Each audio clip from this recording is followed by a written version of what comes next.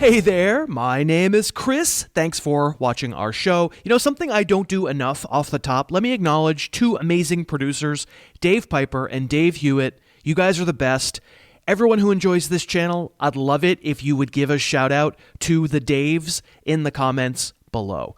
Okay, it's week 9 and you need a win. We will be running my preliminary week 9 ranks as a sidebar. Though, as always, I encourage you to check in at harrisfootball.com because I will update those ranks throughout the week. Now, within these week 9 ranks are a couple players I haven't done a lot of film work on yet for this channel this year. So let's do it. I want to start out with Eagles rookie running back Miles Sanders.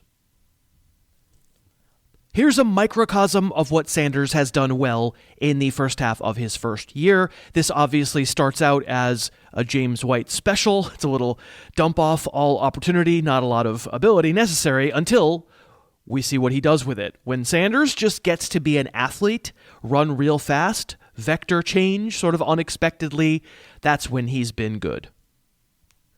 When the task is run a seam route out of the backfield, matched up on a linebacker. Here it's number 54, Eric Kendricks.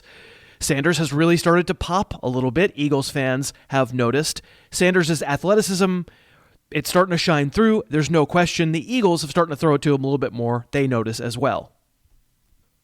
What does Carson Wentz see at the line on this play?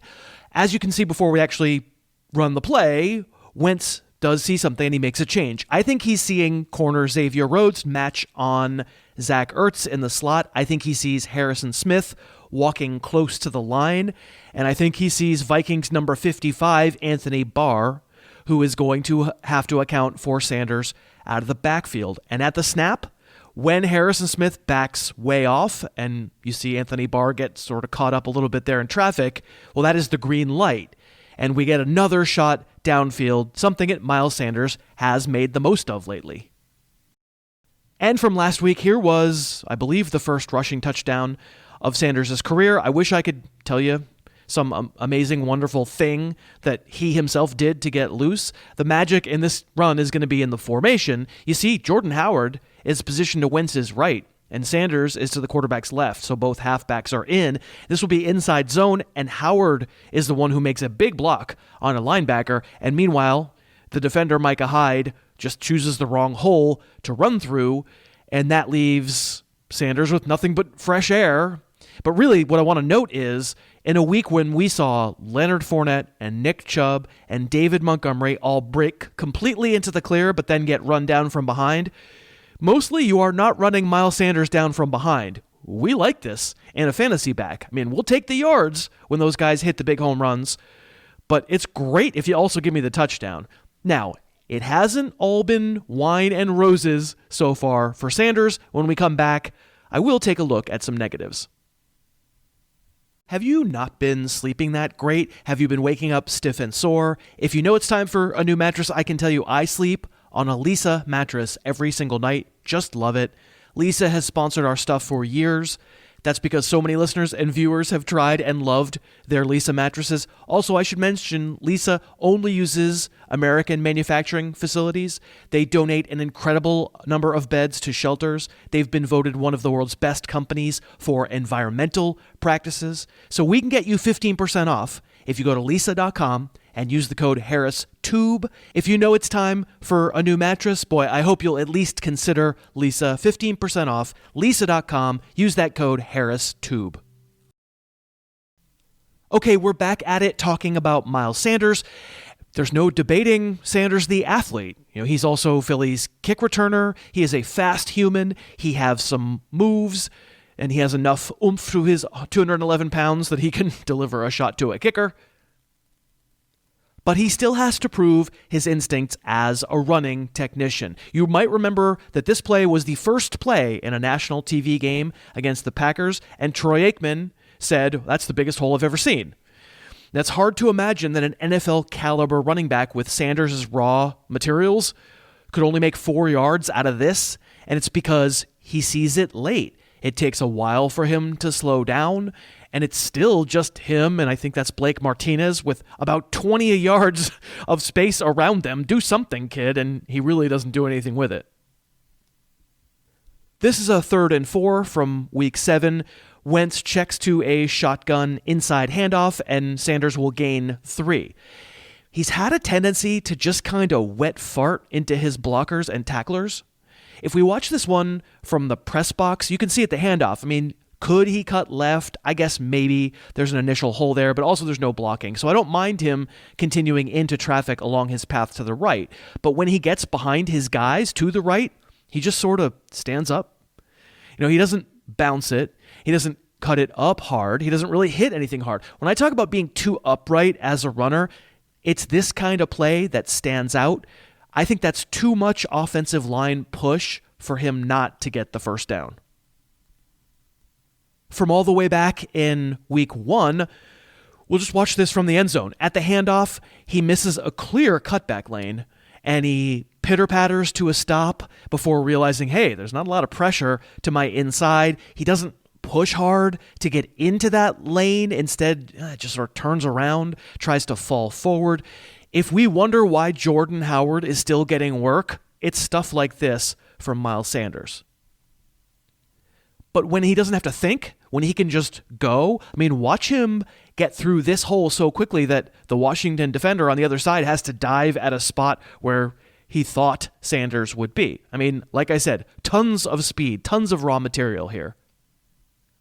So these examples we've just shown you are why Sanders hasn't passed Howard on the field or in my fantasy ranks yet, even though, as you've seen, Sanders play to play, his upside is explosive. For week 9, I have Sanders preliminarily at number 26 among running backs and Howard number 21, though we should keep an eye on the shoulder injury that Sanders suffered toward the end of last week. Okay, and then I'd like to show you some film of my number 17 receiver of the week, John Brown, who is such a good all-around player, showing you hands like this little fake pitch out where he's open. All Josh Allen has to do is put it on him, and he doesn't. Just the hands, right? Brown catches it anyway. Or if you like sideline grabs, 3rd and 8, getting manhandled by Ronald Darby on the outside, getting loose, somehow just finding a way. Every time you watch the Rebellion play, I'll say every time I watch him play, I'm left smiling. Brown is fast, but he's his own kind of technician as well. He doesn't make defenders fall over like Amari Cooper style, but he does sort of have uncomplicated, very balanced footwork. So, for example, if he's breaking off a route, you're going to see him often as not have a huge cushion. And then just a couple minutes later in the same game, if he doesn't break off a route, if he sees tight coverage and instead uses quick feet to cut inside and run right past a cheating defender, and then he does his crazy hands dance. But, that sort of speed, that sort of quickness, it's all over John Brown's film. I love this play. Okay, so we don't have a perfect shot of Brown's release here against Malcolm Butler, but man on man, that is a filthy move off the line. Butler is off balance, and Brown is gone. And I don't know, this should maybe be a touchdown. But actually, if we watch Josh Allen in the pocket, you'll see that instead of him seeing it and letting it fly and trusting it, taking a hit to make a play, well, his eyes aren't downfield. He's looking at the rusher who's about to pop him, and he does niftily step aside. It's a good avoiding of a potential hit. But seeing this, sort of being bummed that, hey, I beat Malcolm Butler thoroughly, but the ball just is not going to be thrown deep, Brown has to quickly adjust. He quickly breaks off his route, which is already savvy enough. But then he goes down and he makes that catch. He's just a sure-handed, really smart, really good player. He just doesn't play with an accurate thrower. He's not going to make a ton of plays down the field because that's not Josh Allen's awesomeness in his game. But just look at the hands on this deep cross against Stephon Gilmore. I love me some smoked ham. And on this one, I guess let's just go win a game. This one's all the way back in week 1 against the Jets. It puts the Bills ahead. It's a hitch and go that really doesn't work. It's good coverage. And Josh Allen underthrows the pass, but Brown shrugs off interference and makes the play. Hey, the quarterback matters. Quarterback isn't great as a thrower. But this receiver, I mean, he's probably not great himself, super elite, right? But he's really, really good.